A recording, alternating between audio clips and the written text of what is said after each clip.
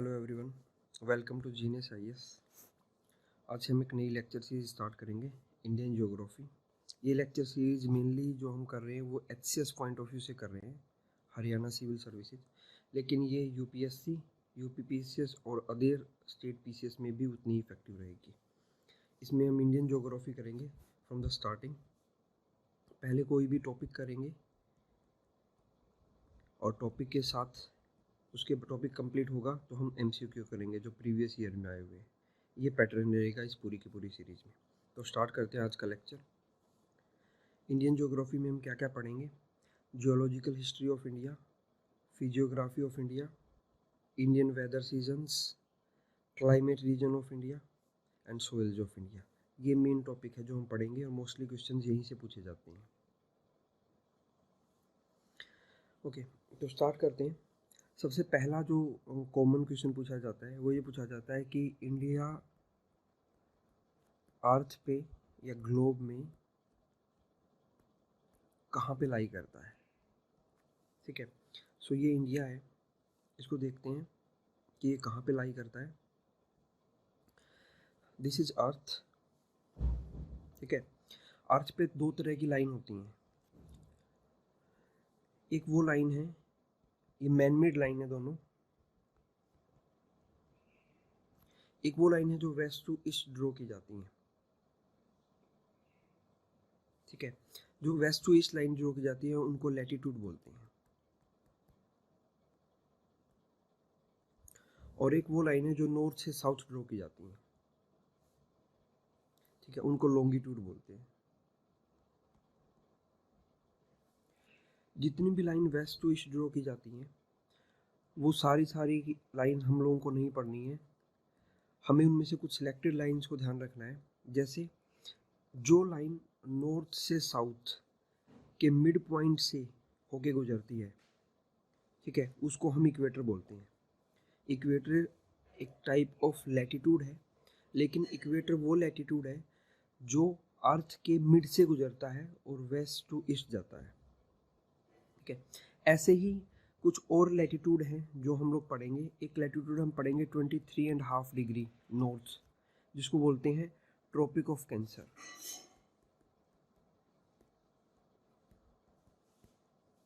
ठीक है, सिमिलरली एक लैटिट्यूड हम पढ़ेंगे 23.5 डिग्री साउथ, जिसको हम बोल देते हैं ट्रॉपिक ऑफ कैप्रिकॉर्न।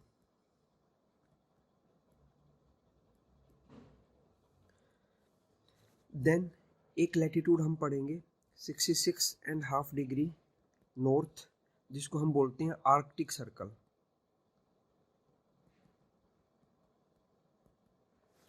और एक लैटिट्यूड 66.5 डिग्री साउथ, जिसको बोलते हैं अंटार्कटिक सर्कल। अंटार्कटिक सर्कल, ये लैटिट्यूड्स हमें ध्यान रखनी है, ये इंपॉर्टेंट लैटिट्यूड्स है। इनके बारे में क्वेश्चंस पूछा जाता है एग्जाम में। इनको डिटेल में हम वर्ल्ड ज्योग्राफी में पढ़ेंगे। यहाँ पे सिर्फ आप याद रख लेना जो जो मैंने बताए, ये सारे लैटिट्यूड है। और latitude is nothing but the line drawn from west to east on earth. और जो सबसे बड़ा लैटिट्यूड होता है वो होता है इक्वेटर।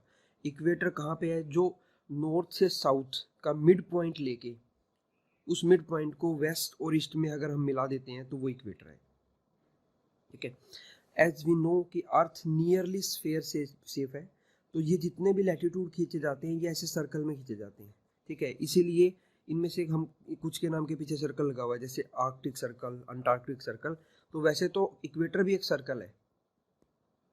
ठीक है, ट्रॉपिक ऑफ कैंसर भी एक सर्कल है। तो ये सारे के सारे सर्कल हैं क्योंकि सर्कुलर ऐसे ड्रोन हुए हैं अर्थ के ऊपर।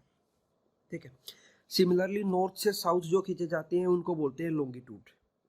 और यहाँ पे हमारे लिए जो इम्पोर्टेंट लॉन्गिट्यूड है वो जो अगेन ईस्ट और वेस्ट का अगर मैं मिड पॉइंट ले लूँ, वेस्ट और ईस्ट के अर्थ का मिड पॉइंट ले लूँ और मिड पॉइंट को नॉर्थ में ऊपर और नीचे साउथ में मैं मिला दूँ तो वो बन जाता है प्राइम मेरिडियन। उस लॉन्गिट्यूड को बोलते हैं प्राइम मेरिडियन। अब हमें इसमें क्या इंपॉर्टेंट है हमारे लिए कि जो इक्वेटर है, एक ऐसा लैटिट्यूड है इक्वेटर जो अर्थ को दो इक्वल पार्ट्स में डिवाइड करता है। ऊपर वाले पार्ट को बोलते हैं नॉर्थ और नीचे वाले पार्ट को बोलते हैं साउथ। सिमिलरली प्राइम मेरिडियन अर्थ को डिवाइड करता है 2 इक्वल पार्ट्स में, लेफ्ट में वेस्ट और राइट में ईस्ट। तो यहाँ पे हम देखेंगे ये वाला जो पोर्शन है अर्थ का, तो ये एक तो ईस्ट पोर्शन है और ऊपर में ये क्योंकि इक्वेटर से ऊपर है तो नॉर्थ पोर्शन है। तो इंडिया कहाँ पे लाई करता है? इंडिया का लाई करता है नॉर्थ ईस्ट में। तो ये क्वेश्चन पूछा जाता है commonly, in which hemisphere India lie? तो India lie in north eastern hemisphere. As we know कि ये डायरेक्शन है, ये नॉर्थ होता है, ये साउथ है, ये ईस्ट है और ये वेस्ट है। तो ये यहाँ पे इंडिया है, तो India lies in north eastern hemisphere.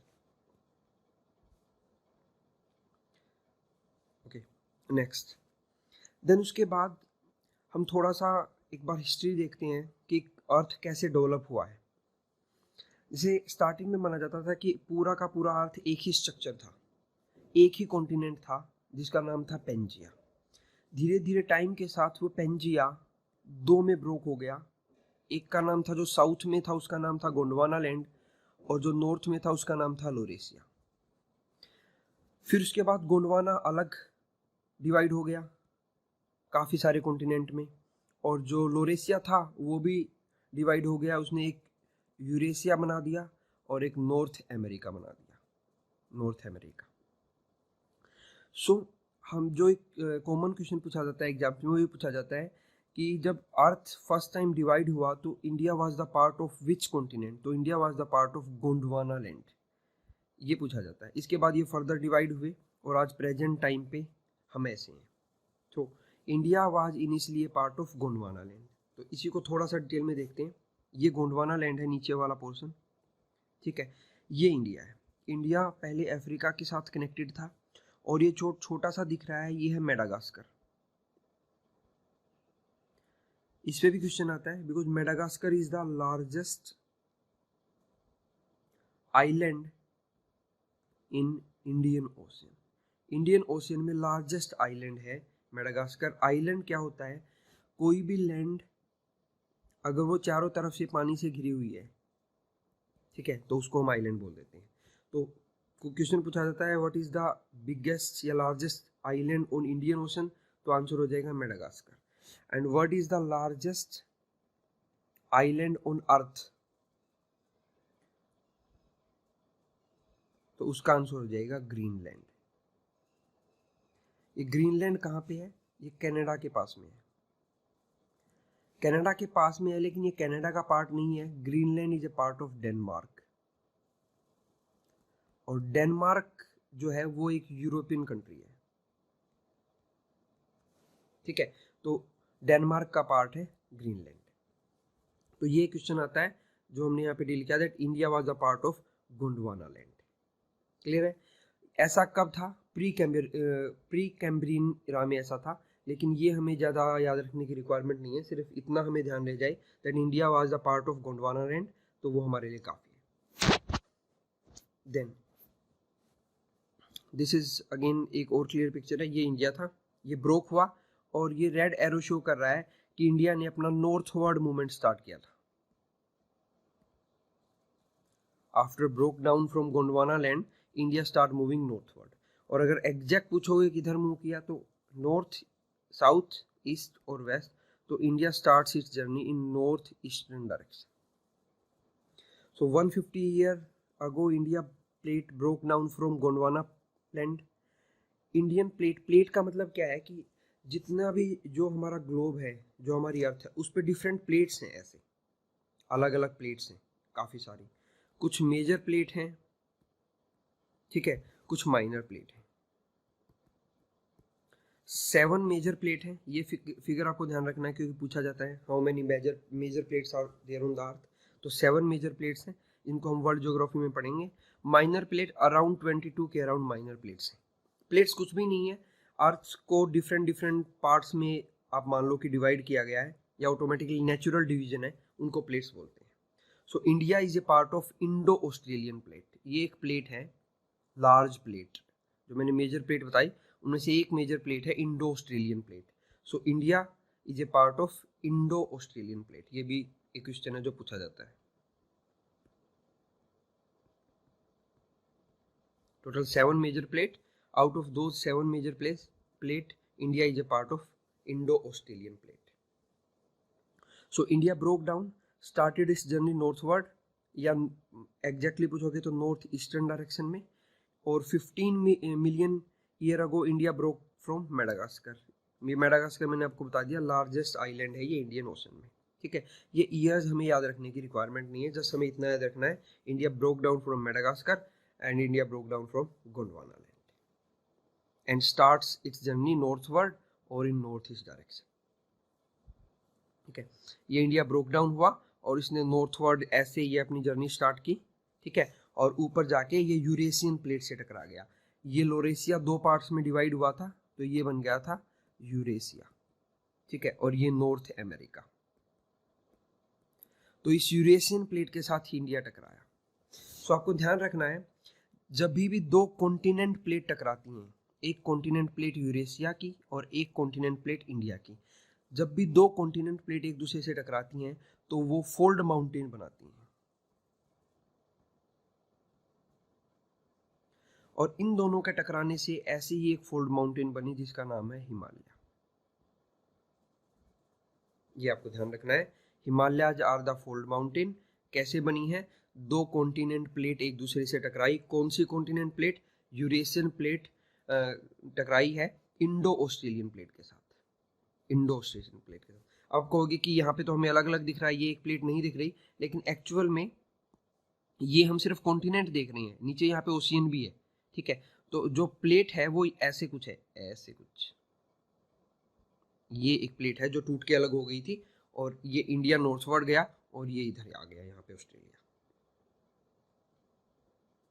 ठीक है, सो इंडिया धीरे धीरे धीरे धीरे मूव किया और जाके यूरेशियन प्लेट में टकराया. टकराने से क्या बना? हिमालय माउंटेन बन गए. ऐसे ये हिमालय माउंटेन्स बने हुए.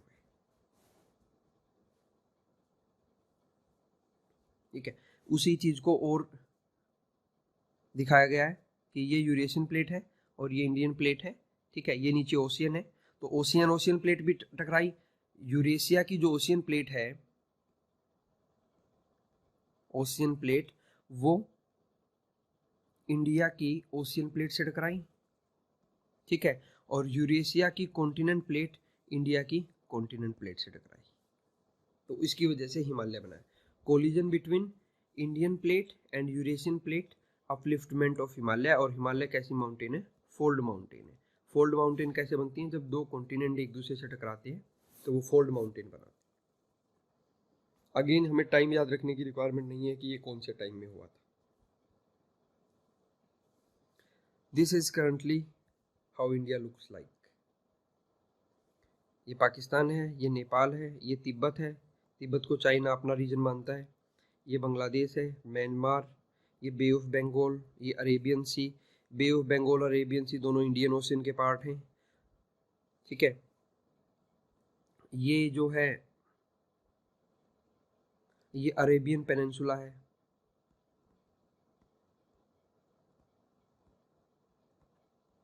अब एक चीज हमने की थी आइलैंड. आइलैंड वो पार्ट होता है जो चारों तरफ से पानी से घिरा होता है. पेनिनसुला वो पार्ट होता है जो 3 तरफ से पानी से घिरा होता है. तो इंडिया भी एक पेनिनसुला है, और ये अरब पेनिनसुला है क्योंकि ये भी 3 तरफ से पानी से घिरा हुआ है. तो ऐसे ऐसे बहुत सारे पेनिनसुला हैं वर्ल्ड में. तो इंडिया भी इंडियन पेनिनसुला बोला जाता है इस पार्ट को, क्योंकि तीनों तरफ से पानी से घिरा हुआ है. यहाँ बे ऑफ बंगाल है, यहाँ अरेबियन सी है, और नीचे इंडियन ओशन है. IO लिखा है मैंने, ये इंडियन ओशन. वैसे ये सारा का सारा इंडियन ओशन है. ठीक है, तो बे ऑफ बंगाल और Arabian Sea are the part of Indian Ocean. अब इंडिया, मैंने आप लोगों को बताया था कि वेस्ट टू ईस्ट जो लाइन ड्रॉ की जाती है उनको लैटिट्यूड बोलते हैं, और नॉर्थ से साउथ जो लाइन ड्रॉ की जाती है उनको लॉन्गिट्यूड बोलते हैं. तो इंडिया की लैटिट्यूड और लॉन्गिट्यूड पोजीशन देखनी है हमें क्या होगी. तो इंडिया की लैटिट्यूड पोजीशन ये है, ये यहाँ से, ये नॉर्थ में इंडिया है 37 डिग्री 6 मिनट नॉर्थ से 8 डिग्री 4 मिनट नॉर्थ तक, ये इंडिया की लैटिट्यूड पोजीशन है. और प्रिसाइजली अगर हम देखें तो ये अंडमान निकोबार हैं, ये भी इंडिया का पार्ट माने जाते हैं. तो यहाँ पे ये इससे भी नीचे है, ये 6 डिग्री एंड 45 मिनट नॉर्थ तक ये इंडिया की लैटिट्यूडनल पोजीशन है. लैटिट्यूड मतलब वेस्ट टू ईस्ट जो लाइन ड्रॉ की गई है।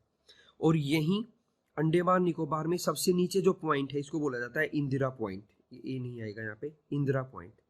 ये इंडिया का लोवेस्ट पॉइंट है या साउदर्न मोस्ट पॉइंट बोल सकते हो। तो ये क्वेश्चन पूछा जाता है कि इंडिया का साउदर्न मोस्ट पॉइंट कौन सा है, तो वो है इंदिरा पॉइंट। इंदिरा पॉइंट कहाँ है, अंडमान निकोबार में।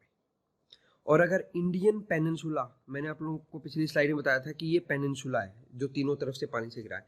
इंडियन पेनिनसुला का साउदर्न पॉइंट पूछ लें, साउदर्न पॉइंट पूछ लें, तो उसका नाम है cap Comorin. So cap Comorin is the southern point of Indian peninsula. और इंडिया का साउदर्न मोस्ट पॉइंट पूछ ले तो वो है इंदिरा पॉइंट। सिमिलरली यहां पे इंडिया का नॉर्दर्न मोस्ट पॉइंट है, इसको बोलते हैं Indira col. So Indira point southern most point, Indira col northern most point of India, ठीक है। और cape Comorin is the southern point of Indian peninsula. ये तीन डिफरेंट क्वेश्चन है, आप इनको याद रखना। तो ये तो होगी इंडिया की लैटिट्यूडनल पोजीशन। अब देखते हैं longitudinal. Longitudinal north to south. तो लॉन्गिट्यूडनल पोजीशन में इंडिया लाई करता है 68 डिग्री 7 मिनट ईस्ट से और 97 डिग्री 25 मिनट ईस्ट तक। तो ये इंडिया की लॉन्गिट्यूडनल पोजीशन है। आपको ये दोनों की दोनों लैटिट्यूडनल भी और लॉन्गिट्यूडनल पोजीशन भी ध्यान रखना है। अगर आप ध्यान से देखोगे तो इंडिया की लैटिट्यूडनल पोजीशन में लगभग 30 डिग्री का फर्क है, ठीक है। इस कंसेप्ट को हम आगे यूज करेंगे कि इन दोनों के बीच में 30 डिग्री का फर्क है, ठीक है। तो इस स्लाइड पे आपको ये सारे पॉइंट ध्यान रखने हैं। ये डायरेक्ट क्वेश्चन पूछे जाते हैं, फैक्चुअल क्वेश्चन,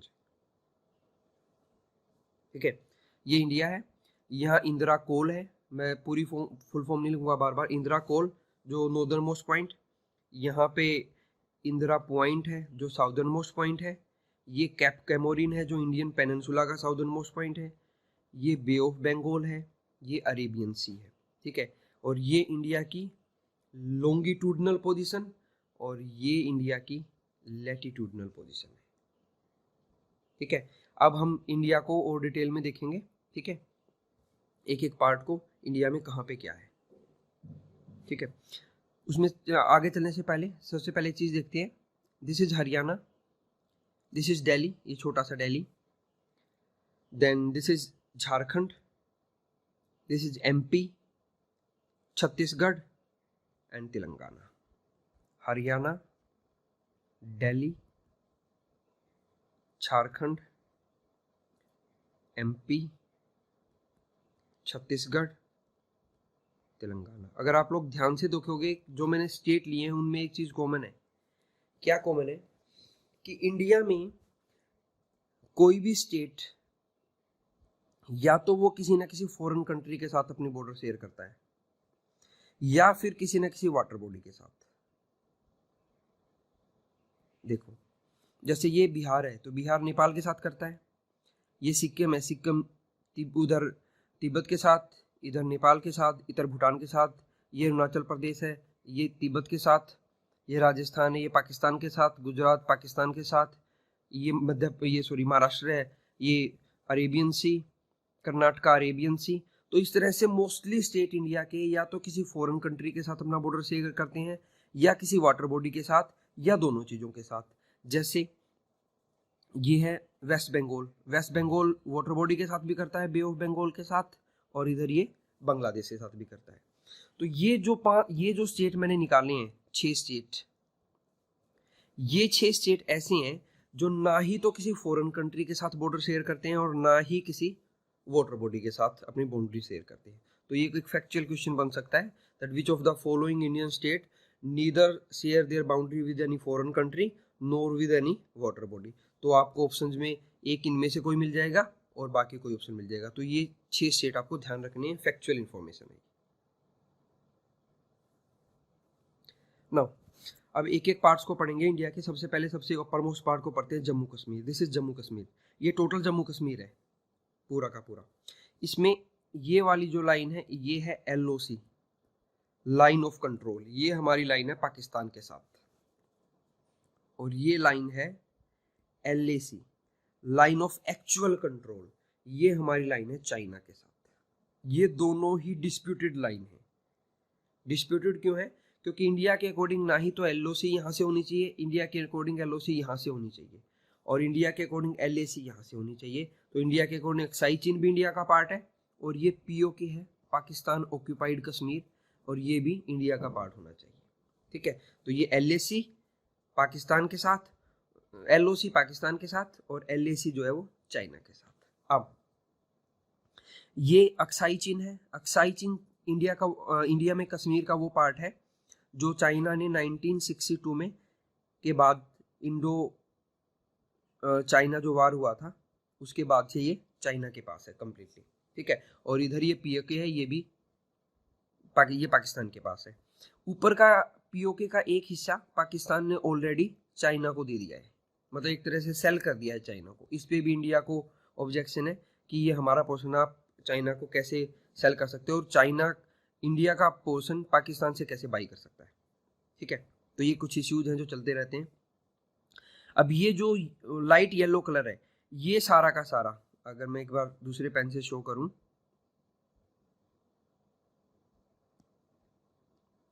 ये वाला पोर्शन,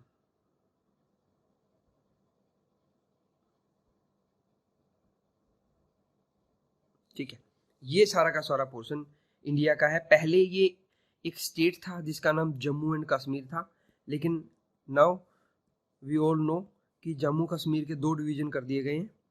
ये जम्मू एंड कश्मीर है और ये लद्दाख है। ये दोनों यूनियन टेरिटरी हैं। अब यूनियन टेरिटरी, इंडिया में टोटल 8 यूनियन टेरिटरी हैं। पहले इंडिया में 7 यूनियन टेरिटरी थी कुछ टाइम पहले तक, देन उसके बाद जम्मू कश्मीर और लद्दाख 2 और बन गई थी, तो इंडिया में 9 यूनियन टेरिटरी हो गई थी। लेकिन अभी पीछे गवर्नमेंट ने last year Dadra Nagar Haveli and Daman and Diu, इन दोनों यूनियन टेरिटरी को मिला के एक कर दिया, तो अब इंडिया में 8 यूनियन टेरिटरी। ठीक है, तो ये नॉलेज, ये भी हमें पता होना चाहिए, सारी फैक्चुअल नॉलेज है। नाउ यूनियन टेरिटरी 2 टाइप की होती हैं, without legislature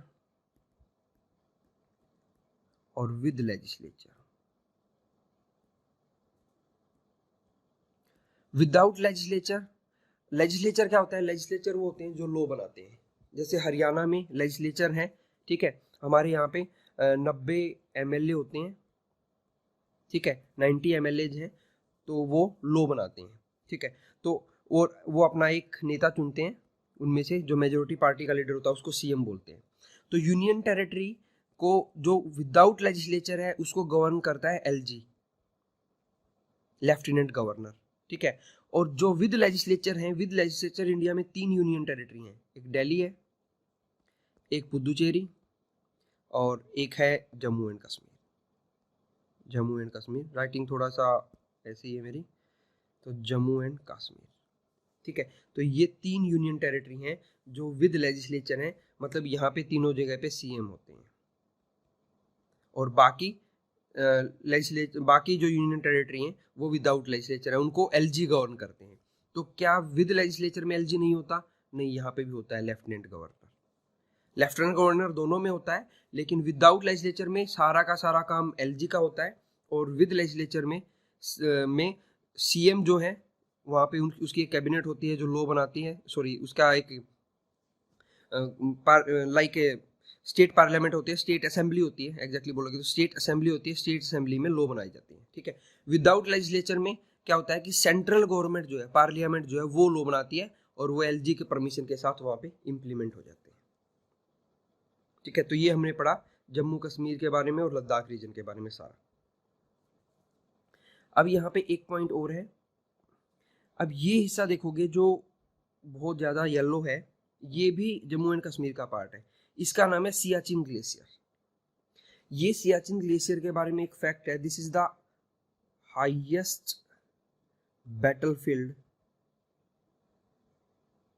in the world.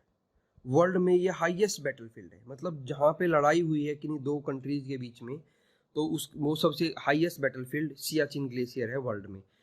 Kargil war हुआ था 1999 में, तो पाकिस्तानी आर्मी ने इस पे कब्जा कर लिया था सियाचिन ग्लेशियर पे।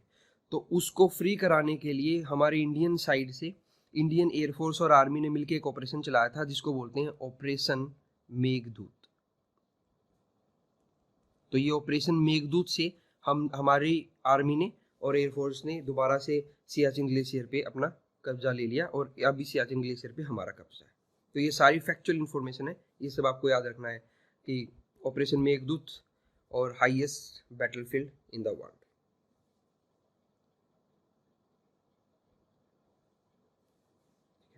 ये मैंने आपको ऑलरेडी बता दिया है that Indira Col is the northern most point of India. India का नॉर्दर्न मोस्ट पॉइंट है ये, ठीक है। और साउदर्न मोस्ट था इंदिरा पॉइंट। और अगर इंडियन पेनिनसुला का पूछा जाए तो Cape Comorin, see Cape Comorin. So next slide पे अभी हम पढ़ते हैं fact about the Indian geography, कि इंडियन ज्योग्राफी के बारे में कौन कौन से फैक्ट हैं। और जितने भी एग्जाम्स हैं जैसे HCS है या यूपी PCS है या फिर राजस्थान PCS है, इन सभी PCS एग्जाम्स में मोस्टली फैक्ट्स पे ही ज़्यादा ध्यान रहता है, ठीक है। तो ये फैक्ट्स हम लोगों को ध्यान रखने हैं। तो उसमें पहला फैक्ट है southern most point of India. ये हमने देखा था इंदिरा पॉइंट है, इसका पहले नाम था पिग्मेलियन पॉइंट। पिग्मेलियन पॉइंट इसका अर्लियर नेम था, अब इसका नाम है इंदिरा पॉइंट, ठीक है। ये हमने पढ़ लिया। इंदिरा कोल कश्मीर में है, ये भी हमने पढ़ लिया। लेकिन अब हमें ये देखना है कि इंडिया में north to south total distance कितना है। ये इंडिया का टोटल डिस्टेंस फैक्चुअल आपको याद रखना है 3214 किलोमीटर है नॉर्थ टू साउथ। और वेस्ट टू ईस्ट इंडिया का डिस्टेंस है 2933 किलोमीटर। ये दोनों फैक्चुअल क्वेश्चन है, ये आपको याद रखने हैं। इंडिया का एरिया आपको याद रखना है, ठीक है। और एरिया वाइज इंडिया वर्ल्ड की 7th लार्जेस्ट कंट्री है, ये भी आपको ध्यान रखना है। इंडिया के पास वर्ल्ड का 2.4% लैंड है। मतलब अगर वर्ल्ड के पास टोटल अर्थ पे लैंड हम 100% माने तो इंडिया के पास उसका 2.4% लैंड है। और इंडिया के पास वर्ल्ड की 17% पॉपुलेशन है। और इंडिया के पास वर्ल्ड के 4% वाटर रिसोर्सेज हैं, फ्रेश वाटर रिसोर्सेज, ठीक है। अब हमने एक चीज पढ़ी थी जब मैंने आपको स्टार्टिंग स्लाइड में कराया था कि वेस्ट टू ईस्ट जितने भी लाइन खींची जाती है उनको लैटिट्यूड बोलते हैं। और उनमें से एक लैटिट्यूड होता है 23.5 डिग्री नॉर्थ, जिसको हम बोलते हैं ट्रॉपिक ऑफ कैंसर। ये ट्रॉपिक ऑफ कैंसर इंडिया से होके गुजरती है, ऐसे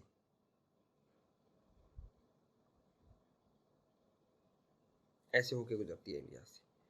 मतलब इंडिया को अगर मैं नॉर्थ टू साउथ देखूं तो लगभग इंडिया के मिडल से होके गुजरती है। So tropic of cancer passes through the middle of the country dividing into 2 latitudinal half। Latitudinal में 2 हाफ में डिवाइड करती है, लेकिन एरिया में 2 हाफ में डिवाइड नहीं करती। मतलब ये वाला एरिया इस एरिया के बराबर नहीं है। एरिया वाइज ये इसको डिवाइड करती है 1:2 के प्रोपोर्शन में। नॉर्थ में जो एरिया है वो डबल है जो एरिया साउथ में है उसका। लेकिन अगर लैटिट्यूडनल में एक लाइन के बेस पे देखूं, मान लूं कि इंडिया सिर्फ एक लाइन है नॉर्थ टू साउथ, तो उस लाइन के ये बीचों बीच से गुजरती है। तो इसलिए बोलते हैं ट्रॉपिक ऑफ कैंसर इंडिया के मिडल से गुजरती है, लेकिन इंडिया के एरिया को इक्वली डिवाइड नहीं करती। साउथ में जो एरिया है अगर वो 1 है तो नॉर्थ का जो एरिया है वो 2 है। दूसरा जो पॉइंट हमें यहाँ पे ध्यान देना है वो ये देना है, मैंने आपको बताया था कि इंडिया का की जो लॉन्गिट्यूडनल पोजीशन है, ठीक है, उसमें लगभग 30 डिग्री का फर्क है। इस 30 डिग्री के फर्क की वजह से गुजरात और ये उधर अरुणाचल प्रदेश के टाइम में 2 घंटे का फर्क होता है। ये आपको याद रखना है, फैक्चुअल इंफॉर्मेशन है। नाउ मैंने आपको बताया था कि इंडिया जो है वर्ल्ड की 7th लार्जेस्ट कंट्री है। तो बाकी जो कंट्रीज हैं, फर्स्ट नंबर पे Russia, then Canada, then USA, then China, then Brazil, then Australia और उसके बाद इंडिया है। तो आपको ये सारी की सारी सीक्वेंसिंग एटलीस्ट इंडिया तक याद रखनी है। आपको कोई भी 3 या 4 कंट्रीज देंगी, ठीक है, सपोज कनाडा दे दिया, चाइना दे दिया, ऑस्ट्रेलिया दे दिया, इंडिया दे दिया, आपसे सीक्वेंस में लगा देंगे कि इनको एरिया वाइज सीक्वेंस में लगा दो, असेंडिंग या डिसेंडिंग ऑर्डर में। तो वो आपको लगाना होगा। तो इसलिए आपको ये सारी की सारी इन्फॉर्मेशन याद रखनी है, फैक्चुअल इन्फॉर्मेशन है, ठीक है। उसके साथ साथ आप इनकी कंट्रीज भी याद रख सकते हो। अब यहाँ पे हम मेन देखेंगे Beijing. Beijing is the capital of China. Beijing में 2 इंटरनेशनल ऑर्गेनाइजेशंस की हेडक्वार्टर हैं, जैसे यूनाइटेड नेशन, अगर आप सबने सुना है यूएन एक इंटरनेशनल ऑर्गेनाइजेशन है, ऐसे ही Asian infrastructure investment bank, Asian infrastructure investment bank AIIB एक इंटरनेशनल बैंक है, ठीक है। इसका हेडक्वार्टर बीजिंग में है और इंडिया इसका मेंबर है। ये आपको 2 इंफॉर्मेशन याद रखनी है। SCO stand for Shanghai corporation organisation. Shanghai corporation organisation, Shanghai एक सिटी है चाइना में। तो ये SCO ऑर्गेनाइजेशन का हेडक्वार्टर भी बीजिंग में है और इंडिया इस SCO का भी मेंबर है। ये भी आपको याद रखना है। ये एक्स्ट्रा इंफॉर्मेशन है जो अदर देन ज्योग्राफी, जो मैं आपको साथ साथ बता रहा हूँ। साथ में यहाँ पे कजाकिस्तान है। कजाकिस्तान एक सेंट्रल एशियन कंट्री है और कजाकिस्तान की कैपिटल पहले होती थी अस्ताना, अब इसका नया नाम है नूर सुल्तान, ठीक है। ये भी आपको याद रखना है, ये करंट में था, अभी लास्ट ईयर ही इसको चेंज किया गया है, ठीक है। So these are the world's 10 country, ठीक है। तो आज के लेक्चर्स को बस हम यहीं पे ओवर करेंगे, ठीक है। ये पहला लेक्चर था, इसके बाद बाकी लेक्चर जो हैं वो आते रहेंगे, ठीक है। तो जब नेक्स्ट लेक्चर कोई भी आए उसके लिए आपको इन्फॉर्मेशन मिल जाए, तो उसके लिए आप हमारे जीनियस IAS के जो यूट्यूब चैनल है उसको सब्सक्राइब कर लीजिए। जब भी मैं सेकंड लेक्चर डालूंगा उस पर, तो वो आपको वहाँ पे ईजिली नोटिफिकेशन, ठीक है। ओके, सो आप चैनल को तब तक सब्सक्राइब कर लीजिए, बेल आइकन दबा दीजिए ताकि आपको नोटिफिकेशन मिलता रहे। अगर आपको वीडियो पसंद आया तो लाइक कीजिए, और अगर पसंद आया है तो भी अगर आपको कोई क्वेरी है तो आप कमेंट कीजिए, और नहीं पसंद आया तो आप क्या चेंज चाहते हैं तो वो भी आप कमेंट करके हमें बता सकते हैं। Till then, thank you, bye bye.